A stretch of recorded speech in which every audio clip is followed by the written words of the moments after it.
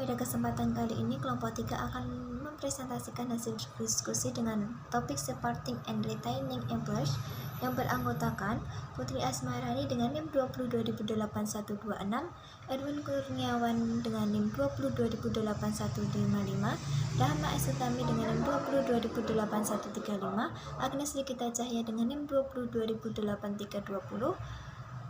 Selanjutnya yaitu Kak Fauzi Hawaibi dengan NIM 2017008418 dan yang terakhir Wayan Yateyase dengan NIM 20.08162. Ya, untuk yang pertama langsung saja kita ada tujuan pembelajaran. Tujuan dari pembelajaran materi ini adalah agar teman-teman atau kita semua dapat mengetahui perbedaan antara pergantian karyawan paksa atau dalam bahasa Inggrisnya involuntary dan sukarela voluntary, dan dapat menjelaskan pengaruhnya terhadap organisasi atau perusahaan. Kemudian yang kedua, tentang bagaimana cara karyawan menentukan apakah organisasi atau perusahaan mereka memperlakukan mereka secara adil. Dan tiga, mengidentifikasi persyaratan hukum dan disiplin karyawan. Dan keempat, merangkum cara-cara organisasi yang dapat mendisiplinkan karyawan secara adil. Yang kelima, menjelaskan bagaimana ketidakpuasan yang nantinya akan mempengaruhi perilaku pada karyawan. Yang terakhir, menjelaskan bagaimana organisasi berkontribusi pada kepuasan kerja karyawan dan mempertahankan karyawan kunci. Next slide. Kita masuk ke mengelola turnover.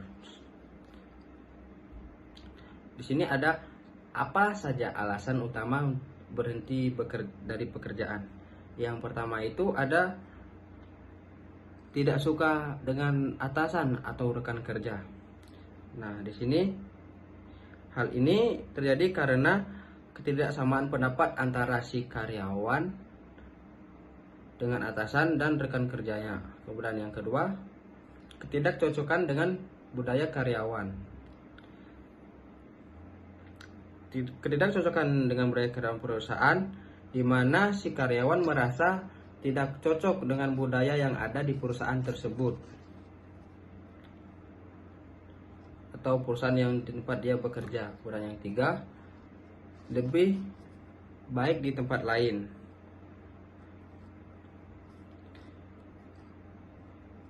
Dengan dua kriteria yang dua sebelum tadi, karyawan jadi lebih memilih tempat lain. Dan yang keempat, pekerjaan yang lebih menarik dan menantang di tempat lain. Di sini dijelaskan bahwa si karyawan itu merasa pasif atau stuck di suatu perusahaan, kemudian mereka menantang diri mereka untuk bekerja di perusahaan lain gitu, agar mereka dapat berkembang di perusahaan lain. Kemudian yang ketiga, dipecat atau diberhentikan. Ini bisa terjadi karena si karyawan kurang mematuhi standar kerja dari perusahaan yang di perusahaan tempat dia bekerja. Next. Nah, di sini ada managing voluntary and involuntary turnovers, atau dalam bahasa Indonesia mengelola pergantian sukarela dan tidak sukarela. Oke, kita masuk yang ke tidak sukarela dulu. Yang pertama, turnover diprakarsai oleh pemberi kerja. Yang kedua, seringkali dengan karyawan yang lebih suka tinggal. Ini dalam artian organisasi terus mencoba untuk memastikan bahwa karyawan berkinerja dengan baik, ingin tetap bersama organisasi atau perusahaan, dan karyawan yang kinerjanya rendah akan dipaksa atau didorong untuk keluar dari perusahaan. Contohnya, mereka melakukan tindak kriminal seperti narkoba atau yang lain-lainnya lah.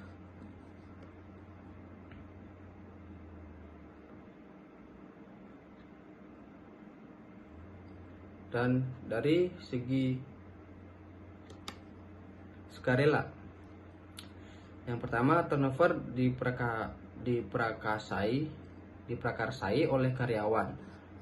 Kemudian yang kedua, seringkali ketika organisasi lebih memilih untuk mempertahankannya. Karyawan bisa memilih pergi untuk pensiun dan bekerja di perusahaan lain. Biasanya yang bekerja buruk dan yang menjadi kesalahannya mereka sebelum dipecat. Jadi mereka di sini karyawan yang keluar secara sukarela itu adalah karyawan yang dimana mereka menyadari kesalahan mereka dan mereka memilih keluar sebelum mereka dipecat.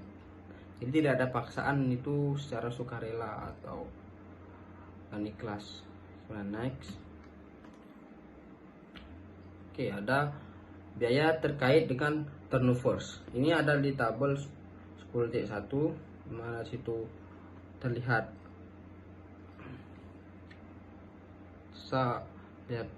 sama tapi sedikit ada perbedaan. Yang itu terdapat sedikit sama tapi ada satu dua perbedaan pada bagian ketiga, yaitu tuntutan hukum, kehilangan karyawan berbakat.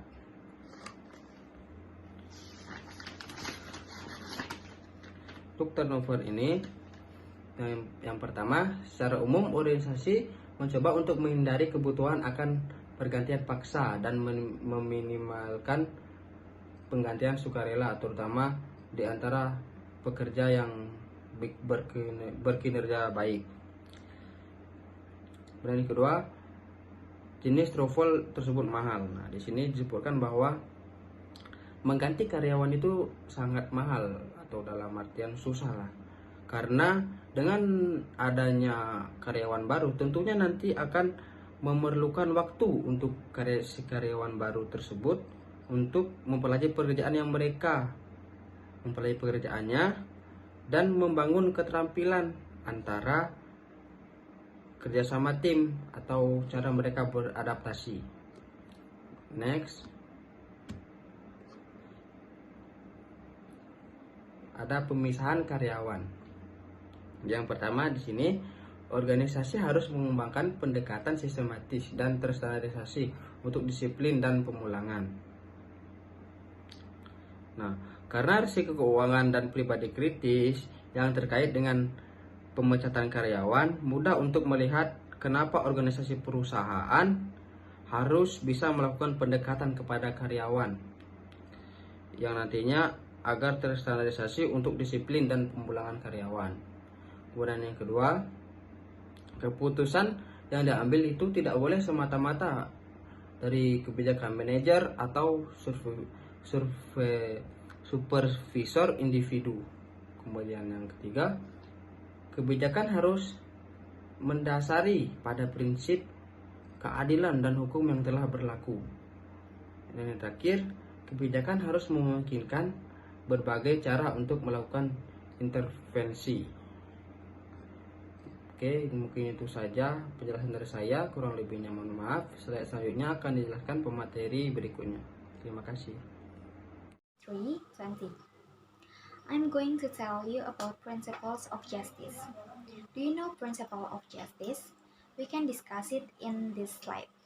The sensitivity of a system for disciplining and possibly terminating employee is obvious, and it is critical that the system be seen as fair. Employees form conclusions about the system fairness based on system's outcomes and procedures and the way managers treat employees when carrying out those procedures. As you can see in this slide, there are three pillars in this principle of justice that are outcome fairness, procedural justice, and interactional justice. Okay, next. First, outcome fairness. Outcome fairness involves the end of a discipline process, such as consistent outcomes, knowledge of outcomes, and outcomes in proportion to behaviors. For the example, one employee went out to lunch and returned back drunk and were reprimanded. But on the next week, another employee was drunk and he or she was fired at the same time. All of employee will think about the outcome fairness that in organization did. Organization must give the same consequence for the same mistakes. And second is procedural justice. Procedural justice is their judgment that fair methods were to determine the consequence an employee received.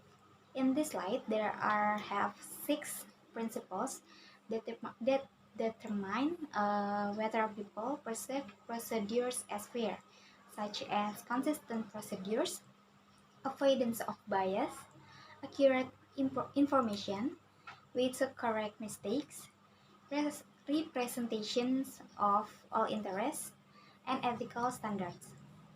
The procedures that exist must be obeyed by all employees who work in organization. The procedures should be based on accurate information, not rumors. The procedure should also be accuratable, meaning the system include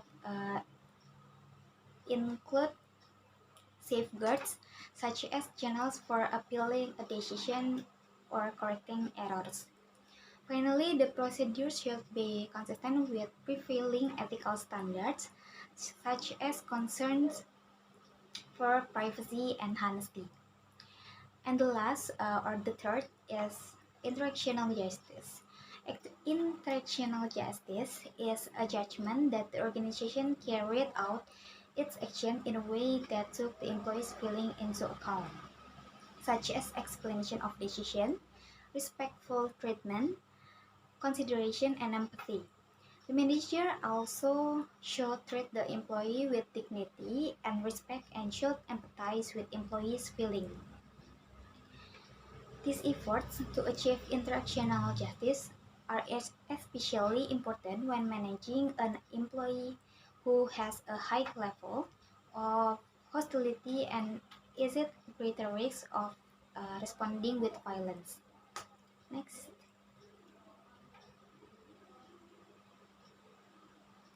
Legal requirements. The law gives employers wide latitude in hiring and firing, but employers must meet certain requirements. They must avoid wrongful discharge and illegal discrimination. They also must meet standards related to employees' privacy and adequate notice of layoffs. There are 2 parts on legal requirements that are wrongful discharge and discrimination. For the first is wrongful discharge. Wrongful discharge, the discharge may not violate an implied agreement. Terminating an employee might violate an implied agreement if the employer had promised the employee job security or if the action is inconsistent with company policies. Another reason is a discharge may be considered wrongful is that it violates public policy. Violence of public policy include terminating the employee for refusing to do something illegal, unethical, and unsafe. HR professionals can help organizations avoid or defend against charge of wrongful discharge by establishing and communicating policy for handling misbehavior. Managers should follow these procedures consistently and document precisely the reason for disciplinary action. And the second or the next table is discrimination. Another benefit of a formal discipline policy is that helps the organization comply with equal employment opportunity requirements. Employers must make decisions without regard to individuals' age, sex, race, or other protection status. Even handed, carefully documented discipline can avoid such claims. Next, notifications of layoffs. The organizations that plans such broad scale layoffs may be subject to the Workers Adjustment, Retraining, and Notifications Act or WARNS. This federal law requires that organizations with more than 100 employees give 60 days notice before any closing or layoff that will affect at least 50 full-time employees. Even if employers covered by this law don't give notice to the employees, they may have to provide payback and fringe benefits and pay penalties as well. Therefore, it is important to seek legal advice before implementing a planned closing. Next.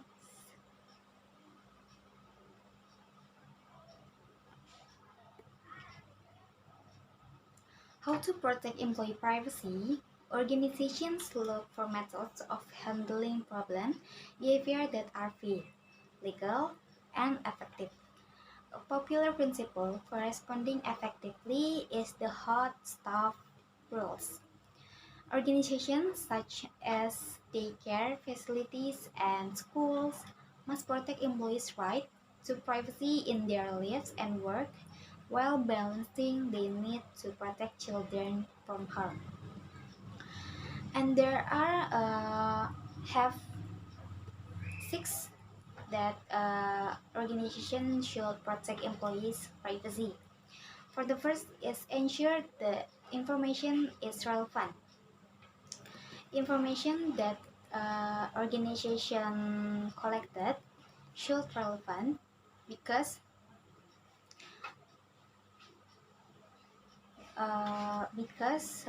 information, if the information not relevant, it will be a fraud. And the second is publicize information, gathering policies and consequence. Organizations give procedures and requirements to employees. And the third is request consent before gathering information, no coercion. And the fourth is treat employees consistently. And the fifth is conduct searches discreetly. And the last one is share information only with who share information only with those who need it. Thank you. Next, I'm going to tell you about progressive discipline. Organizations look for the method of handling problem behavior that are fair, legal, and effective. A popular principle for responding effectively is the hot stove rule. A stove rule, according to the principle described, should be like a hot stove, and organization discipline should give warning and have consequences that are consistent, objective, and immediate. Progressive discipline. The principles of justice suggest the organization prepare for problem by establishing a formal discipline process in which the consequence become more serious if the employee repeat an offense. In the end, however, if an employee must be discharged, careful as of the procedure ensures other employees believe the organization is fair and reduce the likelihood that the problem employee will sue for station in which misbehavior is dangerous. The organization may unofficial spoken warning, official written warning, second written warning plus threat of temporary suspension. Temporary suspension plus written notice that this less keening to improve and terminate. Next, creating a formal discipline process is a primary responsibility of the Human Resource Department. The HR professional should consult with supervisor and manager to identify the unacceptable behavior and consequence for violating the rule. The rule should cover disciplinary problems such as the following behavior encountered in my organization. And then one, tardinary absenteeism, unsafe work practice, poor quality of work, sexual harassment of co-workers, coming to work impaired by alcohol or drug, theft of company property, and cyberbullying. Next, alternative dispute resolution. At various points in the discipline process, the employees or organization may want to bring in someone to help with problem solving. Techniques so promise for resolving disputes in open door policy. The police work only to the degree the employees, management, and manager who hear complaints, listen, and are able to act. Next, we review the dispute resolution process by bringing them to a panel consisting of representatives of the organization at the same level as the person in the dispute. Mediation, a non-binding process in which a neutral party from outside the organization hears the case and tries to help the people in conflict reach a resolution. Arbitration, a binding process in which a procession arbitrator from outside the organization hears the case and resolves is the making a discussion. Next, an EAP is a referral service that employees can ask to seek the system to refer themselves when necessary. The organization regularly evaluate the cost and benefit of the program, usually once a year. Today, many are now fully integrated into employers' overall healthy benefit plans, where they refer employees to convert mental health service. Next slide. An employee who has been disheartened is likely to very angry and confused about what to do next. This concern is one reason many organizations provide outplacement counseling, which is to help dismiss employees manage the transition from one job to another. In this situation, the availability of outplacement counseling may help the employee decide to look for another job. This approach may protect the dignity of the employee who live and promote a sense of fairness. The goals for outplacement program are to help the former employee address the psychological issue associated with losing a job, grief, depression, and will at the same time helping the person find a new job. Thank you. Perkenalkan, nama saya Fuzika Waibi, NIM 2017-008418. Materi selanjutnya itu adalah job withdrawal. Langkah dasar namun penting untuk mencegah kondisi negatif, yaitu penarikan pekerjaan. Itu organisasi membutuhkan karyawan yang sepenuhnya terlibat dan berkomitmen atas pekerjaannya. Oleh karena itu, organisasi harus mempertahankan karyawan, ya bukan hanya sekedar untuk mencegah mereka berhenti. Organisasi perlu mencegah kondisi negatif yang lebih luas lagi, yaitu yang disebut dengan penarikan pekerjaan. Penarikan pekerjaan adalah serangkaian perilaku yang dihindari oleh karyawan dari situasi kerja secara fisik, mental, atau emosional. Pengunduran diri terjadi ketika keadaan seperti sifat pekerjaan, supervisor dan rekan kerja, gaji dan tunjangan, atau posisi karyawan sendiri yang menyebabkan karyawan menjadi tidak puas dengan pekerjaannya, sehingga terjadi penarikan pekerjaan.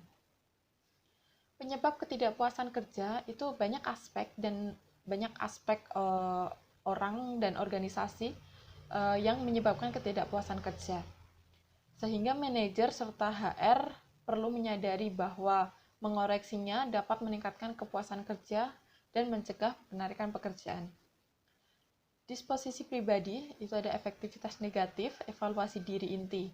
Tugas dan peran adalah wewenang, ada ambiguitas peran.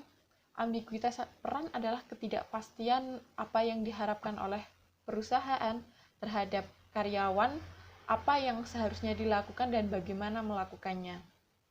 Kemudian ada konflik peran, pengakuan karyawan bahwa tuntutannya adalah tidak sesuai.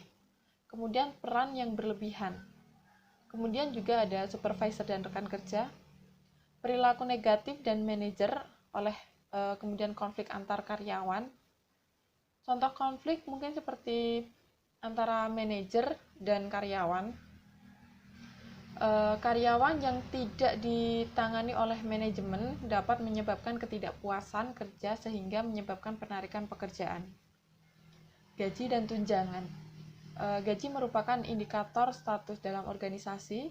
Gaji dan tunjangan berkontribusi pada harga diri. Penting untuk diingat bahwa karyawan peduli dengan penghasilan mereka, sehingga kepuasan dengan gaji signifikan untuk mempertahankan karyawan tersebut sehingga tidak terjadi penarikan pekerjaan. Kemudian ada infographic style. Tentara cadangan yang dikirim ke luar negeri sering mengalami konflik peran. Antara lain itu ada tentara, anggota keluarga, dan juga pegawai sipil. Sebagai contoh kasus, jadi sehingga penugasan di luar negeri seringkali meningkatkan konflik peran. Kemudian ada tindakan yang dilakukan karyawan saat tidak puas. Ada 3 poin. Yang pertama itu ada perubahan perilaku. Perubahan perilaku mencangkup ubah kondisinya. Ubah kondisinya itu menggunakan sistem internal untuk mengajukan keluhan atau proses pengaduan tidak ada, atau jika tindakan karyawan diabaikan, mereka dapat memilih. Kemudian ada whistleblowing.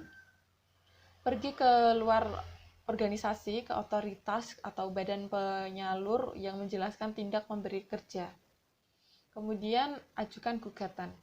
Mengajukan gugatan terhadap pemberi kerja karena perlakuan tidak adil atau diskriminasi. Kemudian juga ajukan keluhan.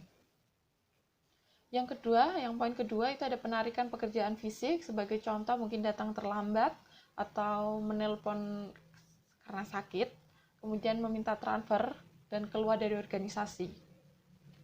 Kemudian poin ketiga adalah penarikan psikologis. Penarikan psikologis mungkin bisa penurunan keterlibatan kerja, sejauh mana orang mengidentifikasi diri mereka dengan pekerjaan mereka. Kemudian penurunan komitmen organisasi, sejauh mana seorang karyawan mengidentifikasi diri dengan organisasi dan bersedia mengerahkan upaya atas namanya. Kemudian ada karyawan yang tidak menyenangkan, tidak baik untuk bisnis. Tentu jelas sebagai peneliti, ada contoh penelitian, itu karyawan ditanya bagaimana mereka bereaksi ketika rekan kerja mereka kasar dan jahat. Hasil menunjukkan konsekuensi untuk hampir setiap ukuran dasar pekerjaan seperti yang ditunjukkan bagian di samping. Bisa dilihat itu yang pertama itu kehilangan waktu untuk mengkhawatirkan kejadian. Jadi ketika ada kejadian mungkin rekan kerjanya mungkin kasar, itu seorang karyawan pasti akan kehilangan waktu, rugi waktu hanya untuk memikirkan kejadian-kejadian itu. Mengalami penurunan terhadap perusahaan. kemudian mengalami penurunan performa. Tentu jelas karena seorang karyawan itu tidak nyaman dengan pekerjaan, dengan lingkungan yang disebabkan oleh karena rekan kerjanya yang mungkin bersikap kasar kayak gitu. Kemudian kehilangan waktu untuk menghindari rekan kerja tersebut. Jadi seorang karyawan ketika memiliki rekan kerja yang mungkin bersikap kasar ataupun jahat, kemudian udah menghabiskan waktu, tenaga dan pikiran tentunya, kemudian pasti tentunya karyawan itu memilih untuk menghindari, dan untuk menghindari menghindari rekan kerjanya itu tentunya akan kehilangan banyak waktu. Kemudian waktu kerja berkurang, kemudian kualitas kerja menurun. Okay, I will continue the presentation from the previous presenter. Job satisfaction. Organizations want to prevent withdrawal behaviors. The driving force behind job withdrawal is dissatisfaction. To prevent job withdrawal, organizations therefore need to promote job satisfaction. Job satisfaction, a pleasant feeling resulting from the perception that one's job fulfills or allows for the fulfillment of one's important job values. This definition has three components. The first, job satisfaction is related to a person's values, defined as what a person consciously or unconsciously desires to obtain. The second, job satisfaction is based on perception, not always on an objective and complete measurement of the situations. Each person compares the job situation to his or her values, and people are likely to differ in what they perceive. The third, different employees have different views of which values are important, so the same circumstances can produce different levels of job satisfaction. In sum, people will be satisfied with their jobs as long as they perceive that their jobs meet their important values. Next, increasing job satisfaction. Monitoring job satisfaction. Hiring employees predisposed to being satisfied. Referring depressed employees for help. Designing complex, meaningful jobs. Establishing clear, appropriate roles. Reinforcing shared values. Encouraging social support. Helping employees pursue goals.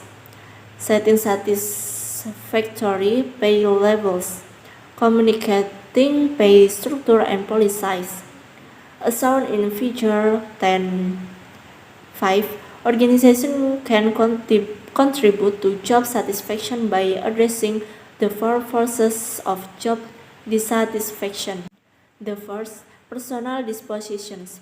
Personal qualities of the employee, such as negative affectivity and negative core self-evaluations, are associated with job dissatisfaction. This linkage suggests that employee selection in the first instance plays a role in raising overall levels of employee satisfaction.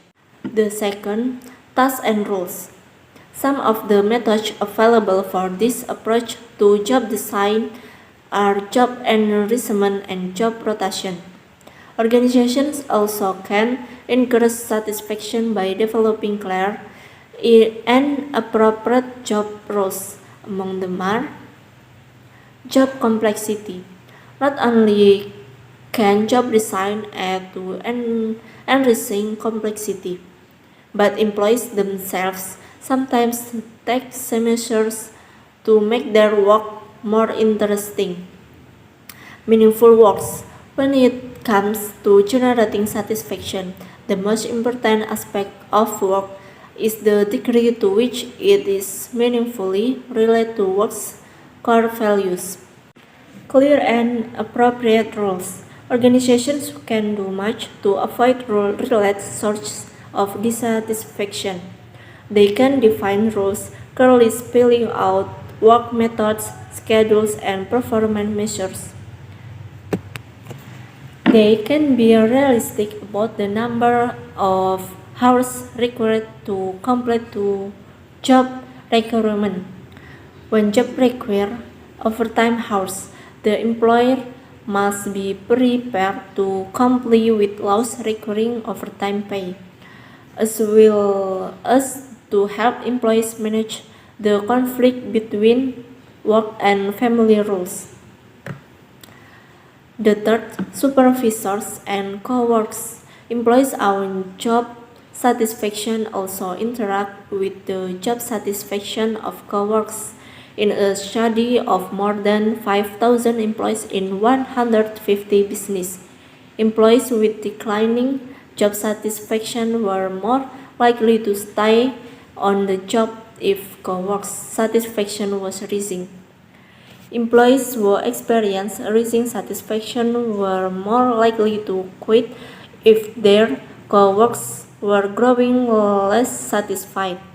In effect, when employees were out of step with their co-workers, their likelihood of quitting was influenced by the co-workers' job satisfaction.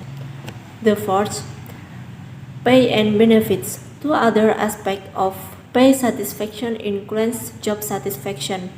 One is satisfaction with pay structure, the way the organization assigns different pay levels to different levels and job categories. A manager of a sales force, for example, might be satisfied with her pay level until she discovers that some of the sales representatives she supervises are earning more than she is. The other important aspect of pay satisfaction is pay raises. People generally expect that their pay will increase over time. They will be satisfied if their expectations are met or dissatisfied if raises fall short of expectations. HR professionals can contribute to test sources of job satisfaction by helping to communicate the reasoning behind the organization's pay structure and pay raises. For example, sometimes economic conditions force an organization to limit pay raises. If employees understand the circumstances and recognize that some conditions are likely to be affecting other employers, they may feel less dissatisfied. Next. Appropriate tasks and rules include safety precautions, especially when work could involve risks to workers' health and safety. Next. Rule analysis technique steps. Rule analysis technique, a process of formally identifying expectations associated with a rule. The technique follows the steps shown in Figure 10.6. The rule occupant, the person who fills a role, and each member of the person's role set, people who directly interact with this employee. Each write down their expectation for the role. They meet to discuss their expectations and develop a preliminary list of the roles, duties, and behaviors, trying to resolve any conflicts among expectations. Next, the role occupant lists what he or she expects of others in the set, and the group meets again to reach a consensus on such expectations. Finally, the group modifies its preliminary list and reaches a consensus on the occupant's role. This process may uncover instances of overload and underload, and the group tries to trade off requirement to develop more balanced rules. Next, job satisfaction, supervisor and co-workers. The two primary sets of people in an organization who affect job satisfaction are co-workers and supervisor. A person may be satisfied with those people for one of three reasons. The first, the people share the same values, attitude, and philosophies. Most individuals find this very important, and many organizations try to foster a culture of shared values. Even when this does not occur across the whole organization, value share between workers and their supervisor can increase satisfaction. The second, the coworkers and supervisor may provide social support, meaning they are sympathetic and caring. Social support greatly increases job satisfaction. Whether the support comes from supervisor or coworkers, turnover is also lower among employees who experience support from other members of the organizations. The third, the coworkers or supervisor may help the person attain some value outcome. For example, they can help a new employee figure out what goes to pressure and how to achieve them. I think enough. The next slide will be continued by my partner. Thank you. Introduce. My name is Erwin Kurniawan. Name 2020 008 155. I will continue the presentation. Peer relationship can contribute to job satisfaction, and therefore organizations try to provide opportunity to build positive relationship. The idea is that playing together as a team will strengthen ties among group members and develop relationship in which individuals feel support by one another. The next slide is monitoring job satisfaction. Employers can better retain employees if they are aware of satisfaction level, so they can make changes if employees are dissatisfied. The usual way to measure job satisfaction is with some kind of survey. A systematic ongoing program of employee surveys should be part of the organization's human resource strategy. These programs allow the organization to monitor trends and prevent voluntary turnover. For example, if satisfaction with promotion opportunity has been falling over several years, the trend may signal a need for better career management. The next slide of example of job descriptive index. A widely used measures of job satisfaction in the Job Descriptive Index, or GDI. The GDI emphasizes specific aspects of satisfaction by the work itself, supervision, CO workers, and promotions. Figures show several items from the GDI scale. Other scale measures general satisfaction using broad questions such as all in all, how satisfied are you with your job? Some scale avoid language altogether, relying on pictures. Example of simplified nonverbal job satisfaction measures. Some job satisfaction scale avoid language, relying on image. The face scale in figure is an example of this type of measures. Other scale exist for measures more specific aspect of satisfaction. For example, the Pi Satisfaction Questionnaire or PSQ measures satisfaction with specific aspect of Pi such as Pi level structure and races. Exit interview. In speed of survey and other effort to retain employees, some employees inevitably will leave the organization. Exit interview present another opportunity to gather information for retaining employees. Exit interview, meeting of the departing employee with the employee supervisor and human resource specialist to discuss to employees' reason for leaving.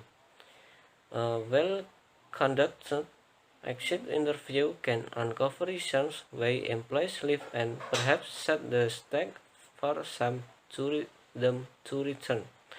While multiple outgoing employees give the same reasons to quit, management should consider whether this indicates the need for change. Itu tadi pemaparan materi dari kelompok 3, banyak salahnya kami mohon maaf. Salam.